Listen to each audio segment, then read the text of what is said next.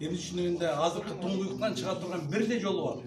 Аны барыңар билип айта албай жатасыңар. Президент да билет бул жолду. Бул жол көрсөтүлгөн жол. Бул Грузия көрсөттү, Армения көрсөттү. 30 жыл карыз болгондорду, мурдакы урдагандарды бүт баарын алып чыкты. Биз эмне Грузия, Армениялардан эмне кембизби?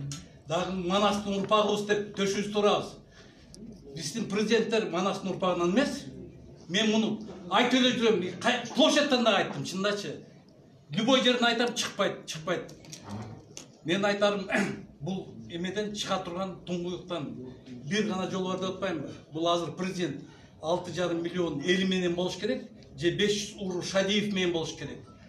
Если президент туңгуюктан чыгам десе, азыр бир тууган иниси Асылбекти баш кылып, Матраимов менен Бабановду төш кылып камаш керек. Камагандан кийин жанагы 300 Шадиевтер өзлөрү эле туруп берет. Монда ряд болуп качуучулар качат. Чынын айткандачы. Анан өткөндө ким сыймык айтып атат? Бизди силер эменин эмесиңер деп интервью берип атат. Бийликтин проектиси деп. Сыймыкка мен 3 жолу жолуктум. Баарын бириктирели депчи. Амбиция оюн баарында. Бир буту ак үйдө, бир буту элде. Булар 30 жылдан бери жинди кылды элдердичи. Жана партиялар бардаттагы өздөрүнүн программасын көрсөтөт. 30 жылдан бери биз программадан угуп отуруп, дүлөй болуп калыштадык.